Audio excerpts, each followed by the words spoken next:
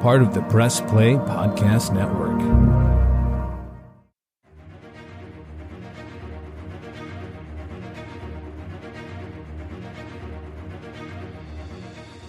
Podcast 616, the official podcast of Earth 616. I'm your host, Damon Royster, and today we are finally discussing the film we've all been waiting for, Thor, Love and Thunder, aka Natalie's Revenge. We are joined by, oh my gosh, just amazing guests. I didn't ask how to introduce them because I know them very well. They have been on the podcast before. I brought them back for an all-star, winners only episode. All stars, all winners. First up, you remember her from our hit podcast episode, Thor, no subtitle, Thor 1, the original Thor guest. It's Lexie Alioto. Yeah, baby. Yeah. Happy to be here. Woo! Woo! Lexie, aka The Voice, I believe. The Voice. You referred to yourself once as that, and I loved it. I love that. Mm-hmm. That's confident. Let's go, girls. Lexie, let's go, girls, indeed. Anthem of the summer. And our other guest today, you remember this fine specimen from Spider-Man No Way Home. Had some hot takes on some hot people. Mm-hmm. Here is Steve Hahn. Hello, Steve Hahn. I'm hitting a button. I'm turning around. Yes, the voice. I want you. Hello. And you know what? Honestly, while we're quick on the subject of voice, I highly recommend The Voice Kids Ukraine. Ooh. Okay. The winner of the most recent season is very talented. His audition, he's saying all by myself for his audition. It's amazing. How old is he? 12. And he's not from Ukraine. He's from Georgia, the country, not the state. Okay. I'm like, cheating. I want to say for the listeners that Steve asked me before we hit record, Steve asked how much time we had. And I said we had plenty of time. And this is the first thing he does is derail the podcast to talk about The Voice. The Voice Ukraine Kids Edition. I'm going to look that up, though. I'm going to definitely look that up after this. Don't worry. I can get us back on track. I don't know if I'll watch that because I don't do well with things featuring a lot of children, bringing us to Thor, Love and Thunder. Oh, great segue. Boom. Yeah, so we watched Thor, Love and Thunder. I'll kick it back to Lexie. What did you think of it? How did you feel? You just watched it last night. Yes. Give me your really went overview. To bed with it in my brain. So overall, very enjoyable, fun, uplifting. What Taika Waititi could do no wrong in my eye. Like, I really love everything he does. I love his campiness. I do think, overall, I wanted to love it, like, as much as I loved Ragnarok, which I think is my favorite. And I think I just really, really liked it. I don't think I loved it. There were some moments of that was like we transferred into serious, and then back to really wackadoodle. But overall, very fun. And in terms of acting, great. Loved everybody. I mean, the star of the film, Natalie Portman. Great. That's an Oscar winner. That's an Oscar winner. Yeah. But overall, I really, really enjoyed it. Really, really enjoyed it. Yeah, that's the interesting thing of I'm seeing a lot, and myself included, are comparing it to Ragnarok, which is perfection. And it's it's almost there, which is pretty good. To almost be at this perfect movie. Steve Hahn, who, to full transparency to listeners, Steve and I saw the movie together. Some of these thoughts I think we've already shared, but maybe you've developed new ones since we've seen it. But Steve Hahn, what are your thoughts on Thor, Love and or Thunder?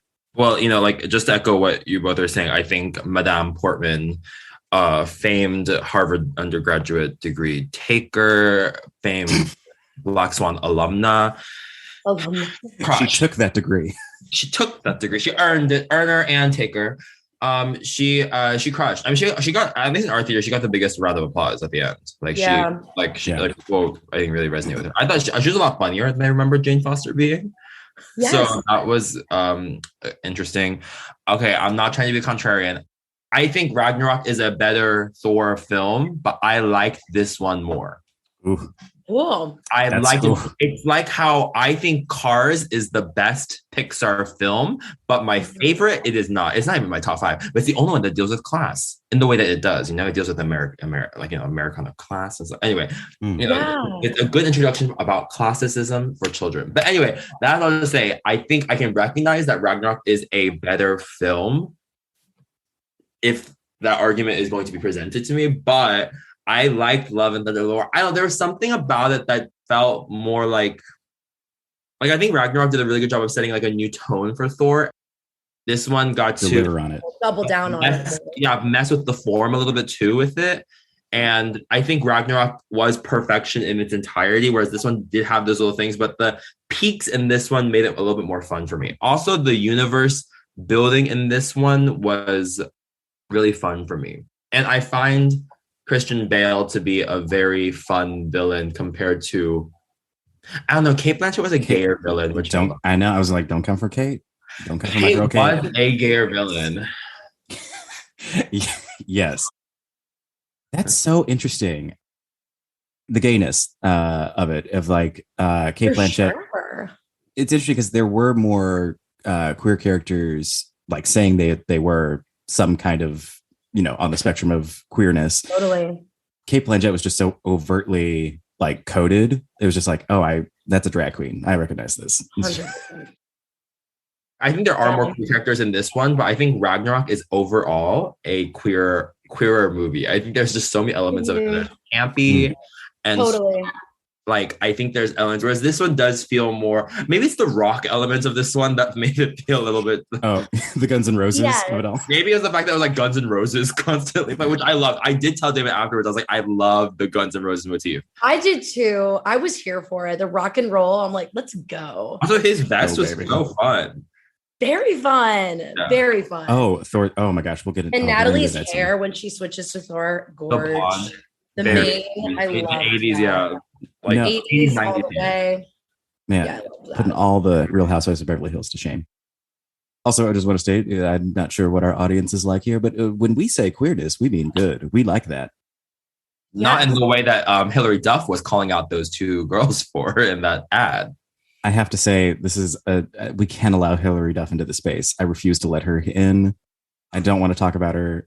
It's fine. She's fine, but not here, not today. Okay. I think I'm on the side of Steve. I love this movie. Steve, you said it right, of like Ragnarok kind of like set the tone of what Thor can be. And this one, I think, like we were saying, delivered on that promise of like what future Thor movies could be. But I do understand that it's not perfect. It's more of like, well, here's what Thor did last weekend. He did this. Sure. Yeah. I think too, those like, I really did enjoy the like flashback to this is Thor's life. And like seeing, it was good to see like him and Jane Foster's relationship a little bit more, because we don't really get that at all of like what, and that's one thing I had a question about. I was like, when did this happen? Like pre-blip, like when did they date and how long did they date for? And like, that's the thing. Like what's the timeline here? So like we last saw Jane in Thor: The Dark World, Thor 2, famously the worst Marvel movie they've ever made. And it was so bad. Natalie Portman was like, I don't want to do this anymore. And she quit the franchise basically. And like they talked about her in Ultron, I think, of like, oh, she's around. So they're still dating. But I think by Ragnarok they had broken up, but it was like Thor just. That's when he's like, she's not around. Yeah. He's out. Don't talk about Jude. The 2015, around the time of, the Black Eyed Peas is waning in pop culture was, I think, when they were at their peak.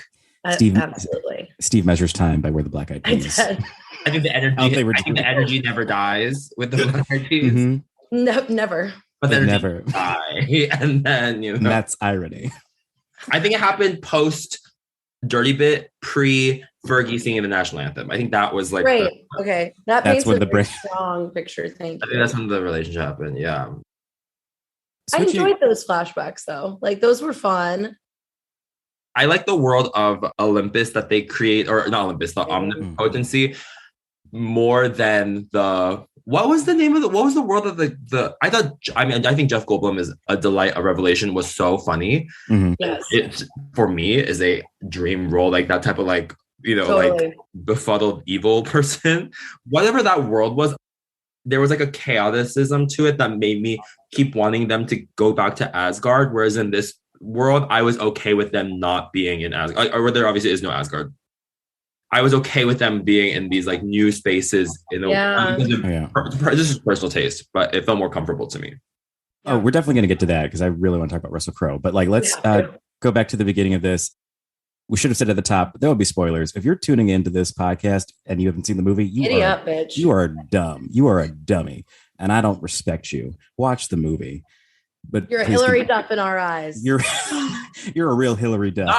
Not mine, Hillary. Hillary, I'm writing a version of Hillary. Hillary's what happened for this Hillary. Okay. Yeah.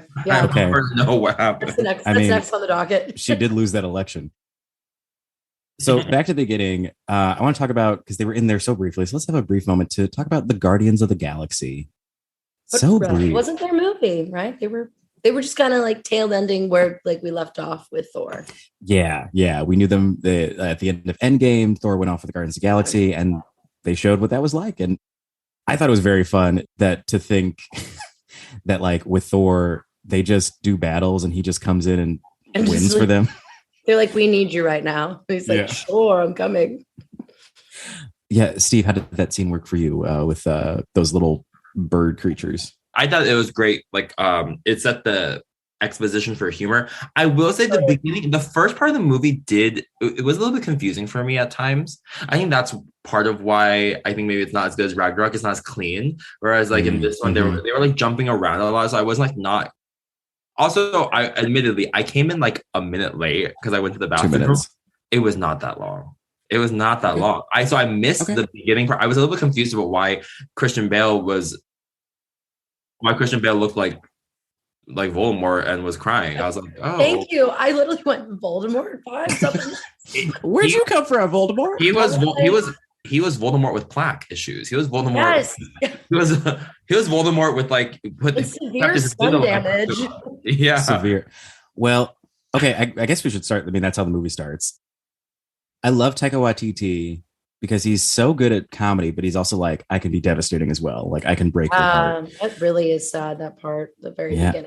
Which I found this out. The little girl who plays Love, the daughter of Christian Bale, that's Chris Hemsworth's daughter in real life. No way. That's his actual daughter. Oh, I love that. Oh god, that makes the last end. That makes the ending. That makes the ending so much better. So right? cute. Wait, that's actually so cute. Well, okay, I'll say this.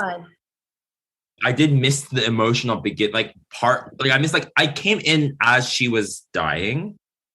I was grieving his gingivitis more than anything, but I think it was a little bit confusing I was confused about what that god was, like the big god that he was like supposedly praying to in the Oasis. Oh, the little honestly, I don't think I know either. I don't think I know the answer to that either. I don't. They really didn't prep us with like where they were even and like what location and. Yeah, so it's a little bit confusing just for me. Maybe some people really understand it, but I was a little confused by that. But I did think that the Guardian sequence was generally very funny. I thought the split was so funny that he was doing. Oh, love the split. We all were loving the split. That was a moment. That was a moment in culture that we all went through. That a lot. So the movie starts, we see Christian Bale, his daughter dies, and then he worships some golden god. It's not very clear who it is, but I think that's okay just because Christian Bale's mission becomes clear, like all gods must die. So it's like, right. Yeah, so it's just some god out there. I wonder how more secular people, more religious people will feel about this movie. Because it is literally being like, fuck you, I don't believe in you anymore. Take off my necklace and kill you. Like, because you're not who I thought you were. I mean, perhaps is there a political metaphor or some mapping about Republican leaders not being there for the people that supported them? Could see it. So the daughter dies, and then there's this like just casual God-killing sword that's just laying around, and it's like, I choose you. Give me the darkness. Give me the darkness, she said. So basically, the sword corrupts Christian Bale. He becomes evil. We then we see Thor with the Guardians of the Galaxy. They bust up this. I think this was a really cool way. Sorry, I love script writing, but I think it's a really cool way to get Thor into this thing because these aliens, their god was killed, and then this other group of people took over their planet. Whatever. We discussed it. It's done. It's the thing. Guardians of the Galaxy. Thor finds out people are killing gods, and he goes on a mission. And is this where he goes to see Lady Sif? This is where he. Oh, yes. Yeah. Yes, because they get all those they get the FaceTimes. They get all those FaceTimes. And then Sif, like, that's my a lot of Zoom calls. And then Sif goes, and she's like, "Thor, where are you?" Right. Yeah. It's like, come, and he's like, I got to go help my friend. Dramatic monologue outside of the ship. Mm-hmm. Let's not forget what happens right before that. The goats. The goats are introduced. The goat. Lexie, how did you feel about the goats? Talk to me about the goats. I love a good bit. I thought it was that was giving me everything. Every time they'd come on, I'd be like, like they're screaming. A little chaotic, absolutely. But I enjoyed the bit. They doubled down. Oh yeah, I loved how they like punctuated. Like, we're in a new scene. They summon them. They scream. Yeah, I loved it. So magical. Random. Do you want to talk about Lady Sif, or should we finally talk about Natalie Portman? Because I think that's when we introduce her. What does it say about Sif? Really? Yeah. I mean, funny line. She got her arm ripped off, and it's in Valhalla. Oh, right. And she's like, "I want to die a warrior's death, but you have to die in battle." Mm-hmm. So I guess that's like kind of this intro to Valhalla a little bit. Yeah. Knowing then that there's this like after heaven life that we get at the very, very, very end as well. I really liked it. That's going to be a whole nother chapter. We can get to that later, but that's going to be like a whole movie. That's going to be a whole trust. I'm glad she's booked. I mean, she's at work. Sis is working. Sis is booking. This is booking. We're proud of her. Get that under 5 lines. Mm-hmm. Lady Sis. Steve, I'll go to you. Natalie Portman, Kat Dennings. What's going on? How are you doing? Listen, those two, they're icons. They're legends. They're statements. They're the father I've never had. They're the sisters that I've always wanted. They're the women that inspire and are always referencing, but unafraid to reference themselves. They're constantly shifting what it means to be a radicalized leftist.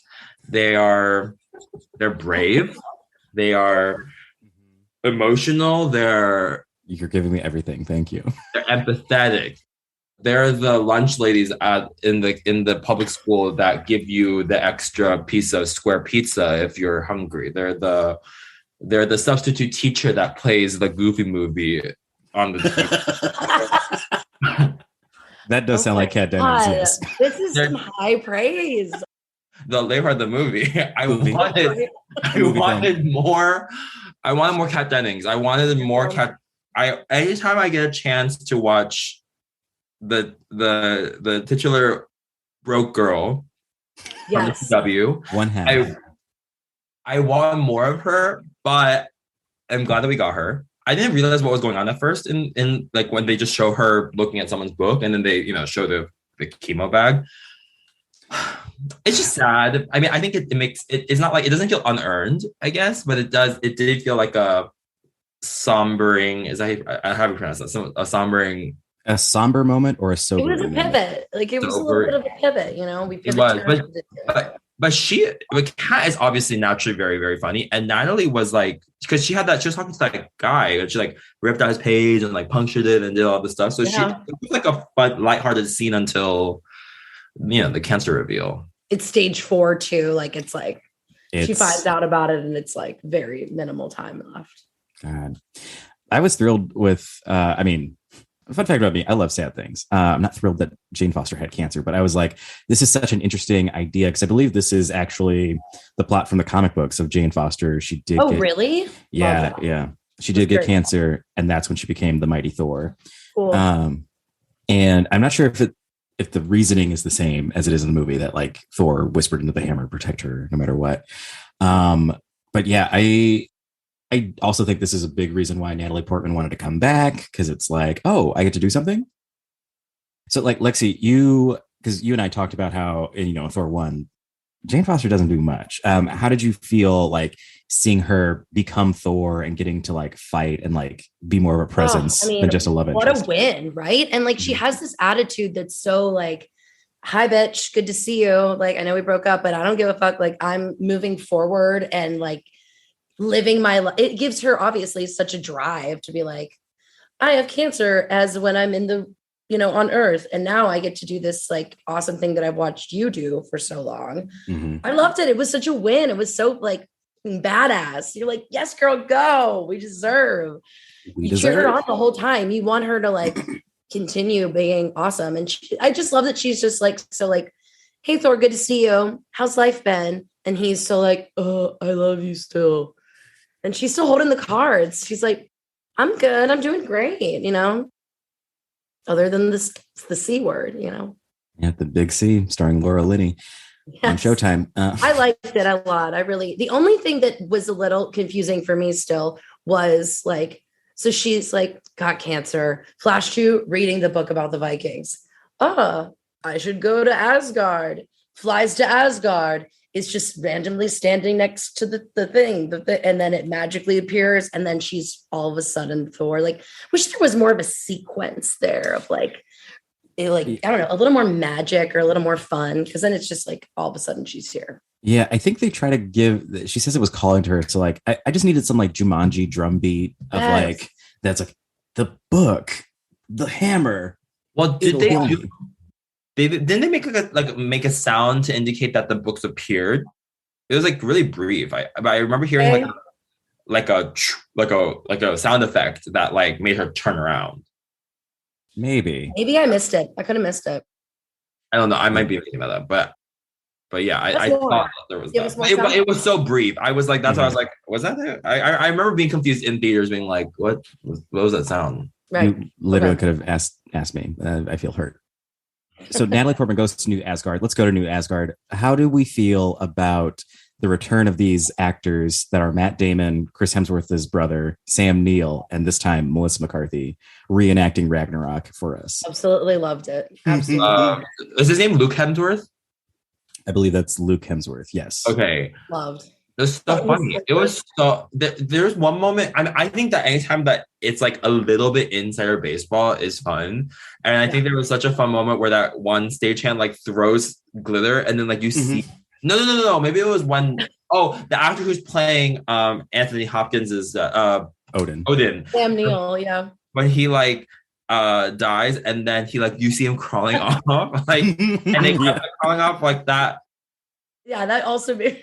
A delight. Like, and I know that's like an easy joke to execute, but like anytime there's a little bit of like, as actors, we know that like, the magic of stage is that we have to like do weird stuff to like keep the illusion alive. So it's very fun to see that.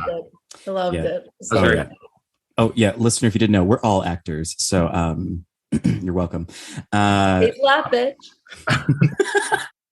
I just love those scenes just because it's like such a weird, like funny recap. Like, if you missed it, here's this.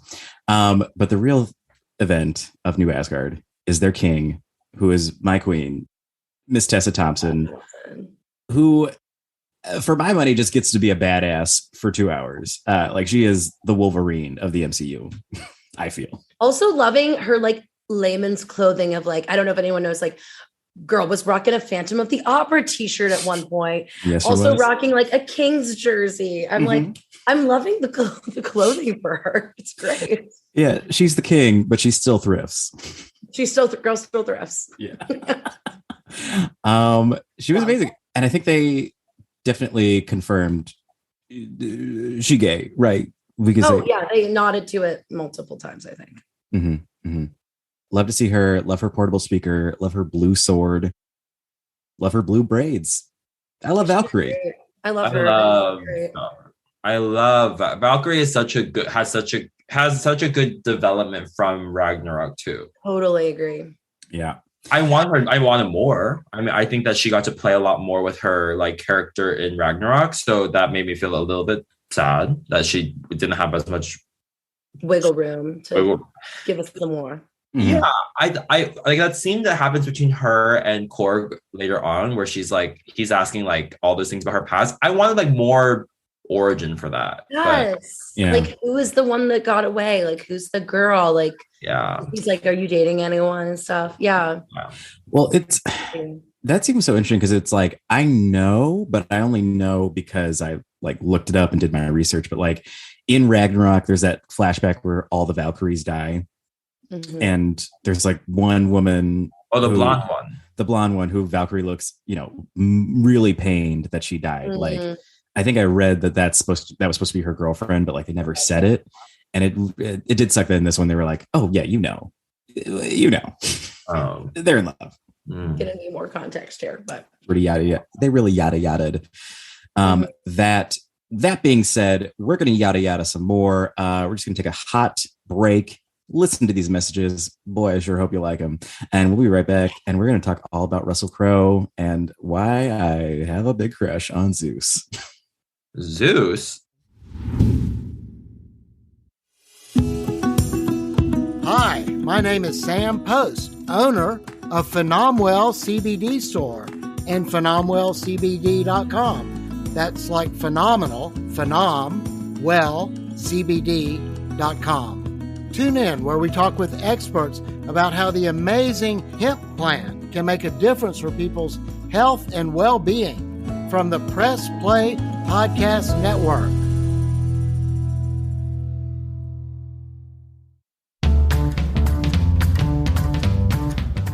Hey everyone, this is Don Mike Mendoza, the host of Producing While Asian.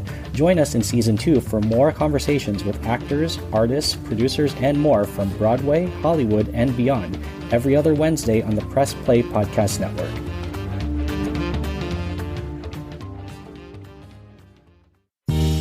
Hello! Brooks here with the Books with Brooks monthly book club podcast. Here's how Books with Brooks works. We read one book a month, and then we talk about it. Classics like Stephen King's The Shining, debut novels like We Are the Brennans by Tracy Lang, and tons of other compelling, life-changing stories, one book and 1 month at a time. So come read along with us, and then listen in. Welcome back, Zeus. Okay, Lexie Alioto, tell me the truth. How do you feel about Russell Crowe's Greek accent as Zeus? Okay, great question. Because, I'm still internally bleeding over his performance as Javert in The Les Miserables. Thank you. He ruined Stars. He ruined the musical. And genuinely, I haven't looked at him the same because of that. So when we came in, and I did turn, I was like, what's this accent? Italian, Grecian, maybe a little Swedish. It was all over the map, but at least he was being funny and leaning into it a little bit more. Mm-hmm. Yeah, I mean, I would say, is it a full comeback from Javert performance? I would say it's almost there. I need to see another thing to really nail it home for me, but I was just like, oh God, I have no hope for him. And he did surprise me. I was proud of his work. Amazing. For a dramatic actor to ruin his career with one musical and then get it back with a funny turn in a Thor movie. Who would have thought? Yeah, I thought he did great. Oh, yeah. I loved, what was the name of that city, Steve? Omnipotent City? I would say, you mean Paris from Les Mis? Yeah. Were they in France in Les Mis? You think? They were, but famously not the French Revolution. Actually, it's not the series of events. Wow, let's put Les Miserables with Hilary Duff. Student Rebellion. Fair enough. Okay, fine. See, what did you think of the God Council meeting where all the gods were gathered? I thought it was very Taika to make some of the. There's a part of the Asian part of me loves the little bow that was existing there, but there's also a part of me that has been roasted by a kid at Epcot before and has been told he looks like the guy from Bao, that was angry that the Bao. No, it just felt weird to see all these gods, and then there's this little animation thing. It just, I don't know. There's something about. Okay, I was talking about this last night with my friend. It's I think Marvel, in its early stages with the MCU, really cracked the code in balancing comedy with drama. Yeah. Versus because I watched X-Men First Class last night, and those movies were they took themselves so seriously. I love them. I love First Class. I love Days of Future Past. I love that era of X. I think for me it started waning off during Apocalypse, but I love that era of X a lot. Mm-hmm. I love Jennifer Lawrence as Mystique. I love Eric Fassbender as Michael Fassbender. Michael Fassbender playing Eric, who is Magneto. Sorry. I love Michael Fassbender. I love like James McAvoy. I love that era, but they do take themselves pretty seriously. And there are like humorous moments here and there, but it's not like early. It's not like Avengers where there's like funny sequences. You know what I mean? Or like, right. You know what I mean? So, but sometimes I think Marvel does like now, like I worry that it might be a little bit too formulaic and like just doesn't toggle that line very much. Whereas I like Taika's directing style because it's really he really just fully leans into comedy with like a few dramatic moments here and there. But it's like the comedy moments are the earned moments, I would say. Okay. We'll talk about the post-credit scene later, but I have a lot of thoughts on that. My heart is racing. Damon can attest. After when that happened, I was like confused. I was like, my brain was like, what? I know exactly what you said, and it was very funny to me. So that's the scene. We've got Zeus. He's like, I'm not gonna help you. You have to go to the stage. Go to the stage. Come to the stage. Right the stage. Very just what the fuck? Like, who helped him? Who helped him with that? Who was the coach? She should be fired, or he, or they. They should all be gone. The stage. The stage. Come down to the stage. That big open area. That is the stage. But you know what? I like his flicking power. I think we all like that. Oh, honey, I was here for the flick. Yes. I wish we got a full frontal after the flick. Oh my God. And that tattoo reveal, it didn't say R.I.P. Loki on his back. Yes, on his back. It was so funny. The fact that we got the chance to watch we got to see Thor's Thursday on the big screen was so magical. We have not talked about two people. We have not talked about Thor very much, which I think having done 3 Thor podcasts is pretty par for the course for me. And we have not talked about Christian Bale. Let's save Thor for the end. Christian Bale, Gore versus Thor, Gore the God Butcher. I'll start with Steve. Steve, Christian Bale as this. I just watched an interview with him that he was trying to channel Nosferatu. I thought Christian Bale as Gru was perfect for him. I think Gore. I'm here to plug the minions. I'm here to plug the minions. Oh, I see what you're doing. Yes, Gru from the Minions. So Gru, I think Gru from uncanny resemblance, right? I think Rise of Gru was a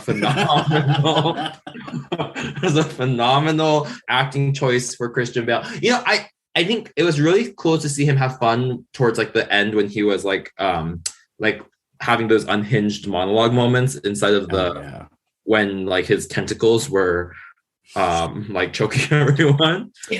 That is what happened. Yes. There was something that like felt higher stakes about Hela for me. Like I think it was the fact that it's like family, maybe. Yeah. And I think they tried to up the stakes maybe by introducing him as like this god butcher. So he's like trying to kill all of the gods. But I don't know, it just felt like it was going like more breadth focused rather than depth focused, which would have been like family. I think the thing that does separate him is that he was targeting Thor. Like, I think this is the first time the villain has ever been like, I want to kill Thor. Like, everyone's been like, I want to destroy the world. I want to destroy Asgard. This is the first time someone was like, you're my main mission. You're next off the list. Lexie, how did you feel about the God Butcher?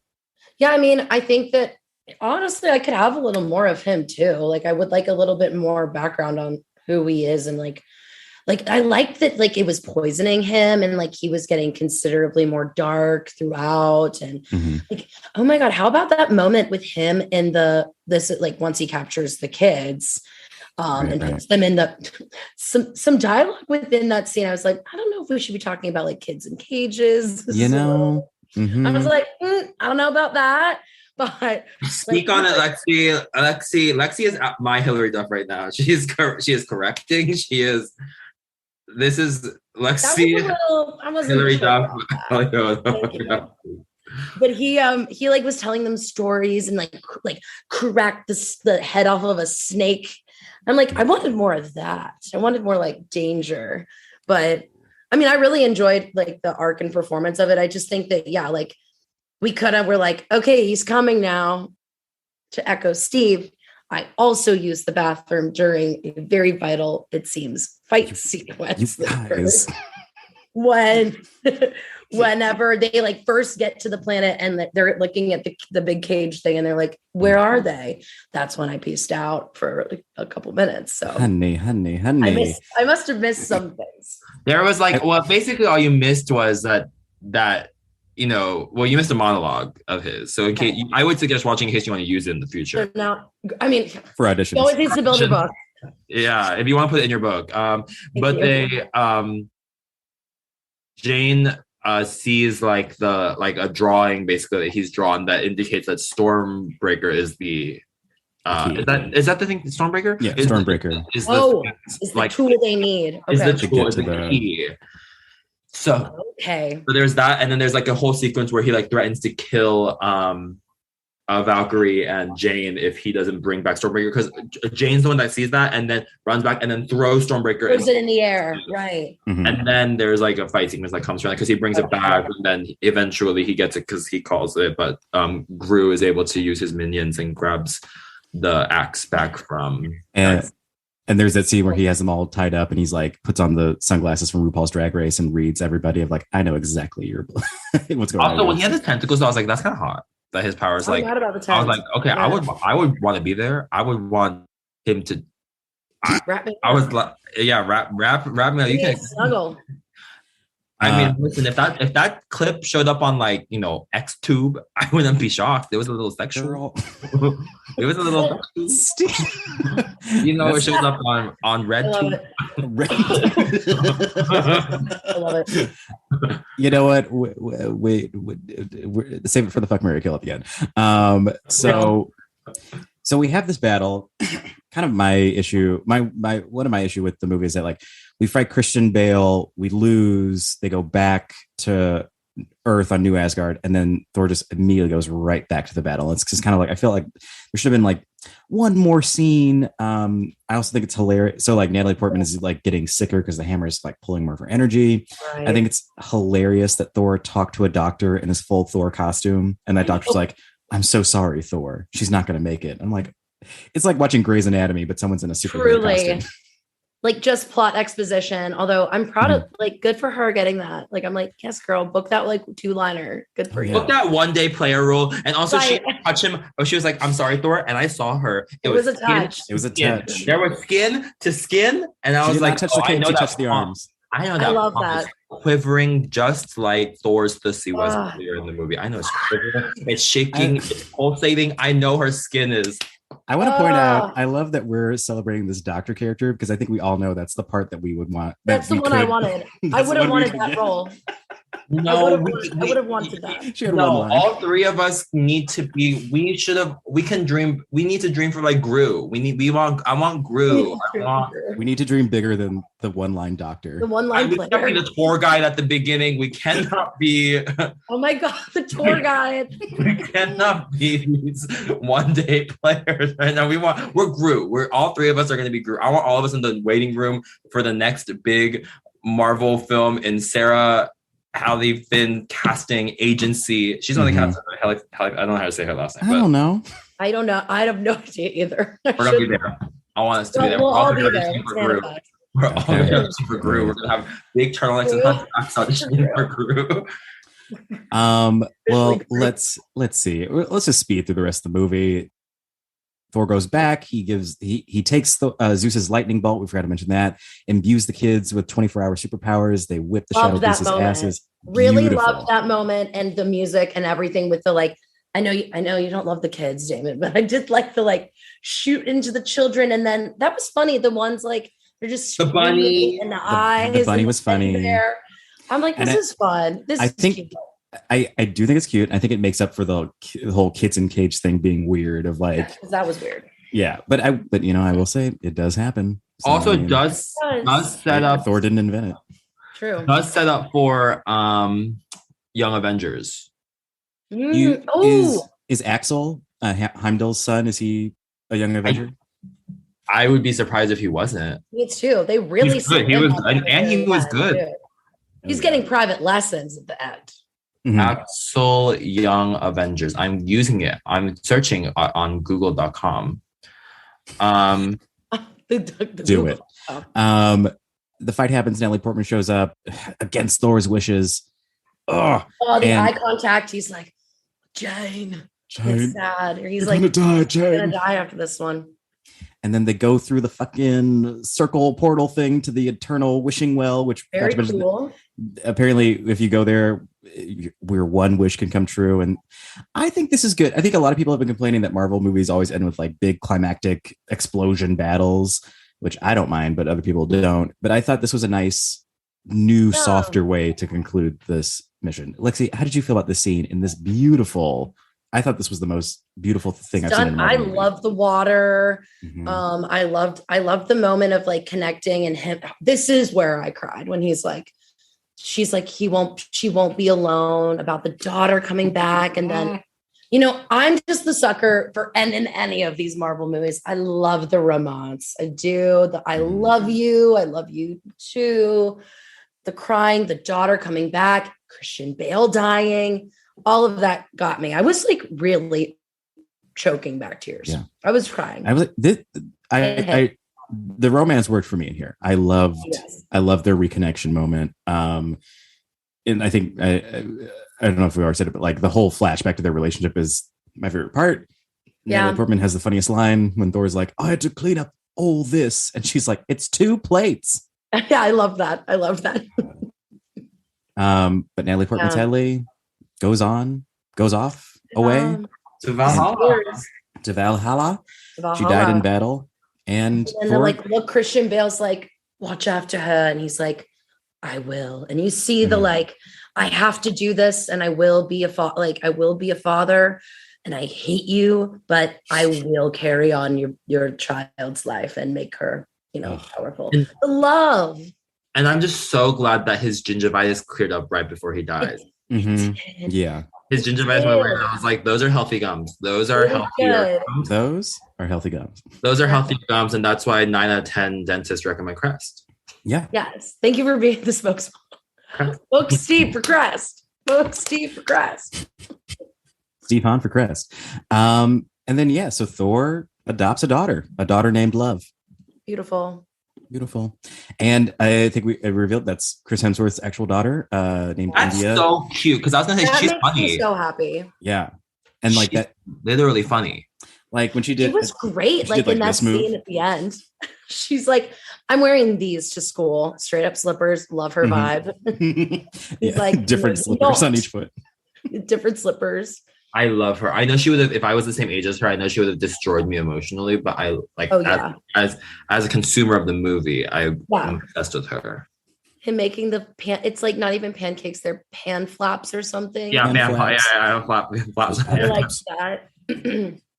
That makes me so happy that his daughter, especially because also I think like when he kisses Jane in End of Dark World, that's his actual wife.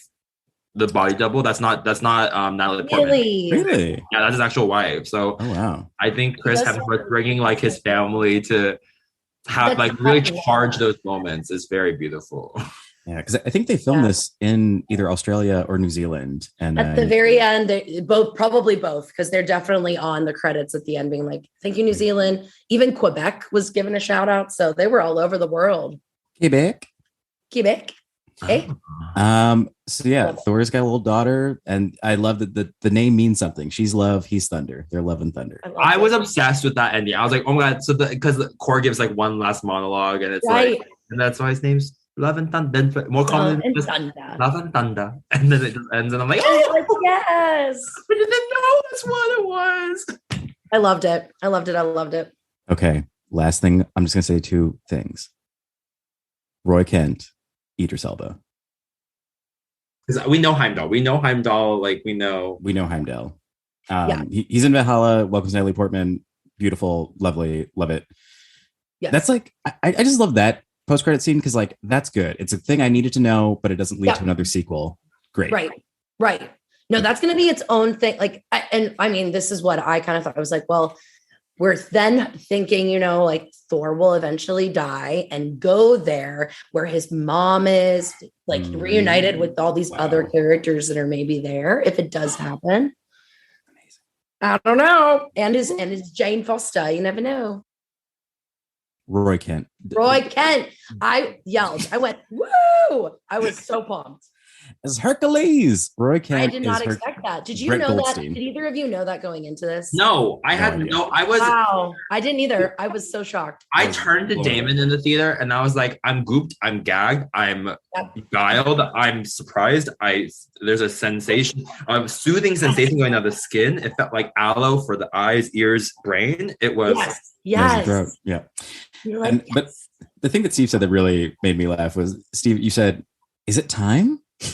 It just seems so, or it just seems he's had such a crazy few years. And to see him this fast in a Marvel movie like that, I was like, wow, the producers, they're listening, they're learning, they're working. He's just such a delight. He's such a delight. Yes. Right. And like, cause I guess if you've not seen Ted Lasso, is there anything else that actor's been in that is like kind of mainstream or like well-known? As popular, no. He's been in like British TV shows, I think, but like they're here and there. But he is an Emmy winner. Like he wins so many Emmys for So, and he's a writer. Like that's the thing is that's crazy with him is that he was a writer of the show that was like, can I audition for Roy? And they were like, yeah, sure. And then he got the part like that. I don't know. Oh my God. I'm looking at pictures of him right now. I'm so pumped about it. He's yummy. He's a snack. He's a straight up snack. He's like, yes, father. I'm like, and the tan that, or like the like he was like glistening when he turned around, and I'm like, that's where the umami's from. I was like, the savory. That's where the umami's from. Don't fool me, baby. Well, speaking of umami, it's time for our favorite segment of every week. It's the classic Fuck, Marry, Kill. Thank you for sticking in. I think this is going to be a longer episode because I have not been keeping track of the time because I've been having a wonderful time with my guests. Yeah, we've been having a great time. Yes, officially a great time has been had. So this is the segment where we will choose characters from the movie that we want to fuck, marry, and or kill. I am feeling generous. Dare I say I'm feeling love and thunder. I'm not going to specify who you're choosing. There are so many great choices here. Oh my gosh. I will start. I will go first. I will be brave and I will start to give my guests time to think. And oh man, I feel like it's unfair to pick a post-credit character, but I'm also not an idiot. So I will be fucking Brett Goldstein's Hercules. Give me just one night. Brett Goldstein. That seems like that would be fun. I would have a great time there. The kill. Who is going to taste my sword? It's going to be Zeus. What a joke. What a jerk. Couldn't stand him. The accent's funny for a while, but I'm sure it would drive me crazy. You don't like the stage? Like the stage. I don't know where I'm from. And also, that stage. Give me a map. Give me a map. I think the only obstacle to Hercules is Zeus, so I'm going to get that out of the way. Kill Zeus. Fucking Hercules. And No, I'm going to do this. I'm going to marry Valkyrie. I'm going to marry Val. We're going to have a fun time. Yum. We're going to fly on her little Pegasus horse with wings. Yes. It's going to be magical. Magical with Val. And that I'm going to stick with that. Thank you very much. Let's go to Lexie Alioto. This is so hard. All right. So I'm gonna, we'll go with the kill just because he's so bad and I'm so scared of him. It's Mr. Christian Bale as Gore, the God Slayer, God Butcher. The God Butcher. Yeah, he's going down. He was spooky. He was scary. He put the kids in a cage. Down with it. Okay. So bye. In terms of Mary, I'll leave fuck for last. Ooh. Mary, probably. Fuck. I'm probably gonna have to go with, the king of the castle. It's gonna be Thor. Oh, I always forget that Thor is an option here. He's an option, right? I definitely forgot about Thor. Gotta give some love to him, clearly, truly that ending scene just made me melt, and the love and the care. So I want him to look at me that one day like that when I'm inevitably in the series. So let's fingers crossed.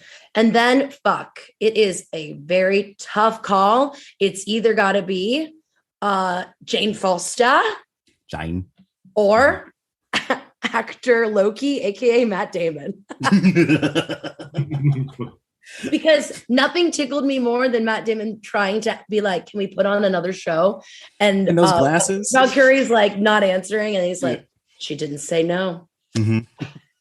And it gave me life. So it's either Matt Damon or Jane Foster because she's hot and, R.I.P. Do you want to leave it at that, or do you want to decide? No, I'm going to leave it at that. Leave it at that. And that's fair. And that's also fair. Thank you. I appreciate it. Yeah, no problem. I imagine you're like in a hotel and they're both in two different rooms and you're standing between the door, like two rooms that are next to each other. It's like, which door do I knock on? Matt or Jane? Steve Hahn. Okay. Does Mary imply that you can fuck? Yes, you can be so intimate with your Mary. Yeah.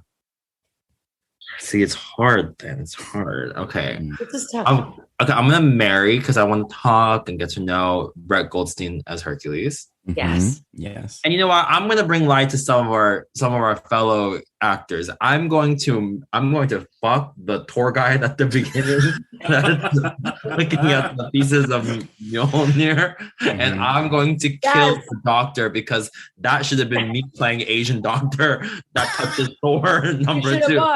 I should have been me. And I'm not saying actors have to be pit against each other. I'm all for varieties, actors on actors. Okay. Absolutely. Except though, this is important. This game, I'll kill her. She's dead. She's dead. Yeah. Okay. Mine's gone. I love the tour guide. Fucking the tour guide. The tour guide. I'm the tour guide that's like, and now we can try real Asgardian mead. And then you're like, I know. I'm never see him again. Beautiful. I know. That was hard. Yeah. Maybe I should have specified the 3. But you know what? It's over. It's done. It's in the recording. Speaking of recording, producer Michael, did you get a chance to watch this movie at all? Not at all. You guys spoiled it all. Oops. Well, Gru is in it.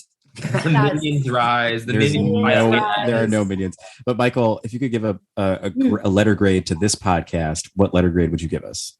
A. Yes. Wow. Peace up, O-Town down. Thank you guys so much for doing this podcast. Lexie Alioto, if people wanted to look you up on the internet, where can they find you? You can absolutely. Great question, Damon. Hit me up at my Instagram handle that doesn't give away my age at all, which is Alioto92. Who's to say? And go to my website, LexieAlioto.com. There's so much good shit there. Hell yeah.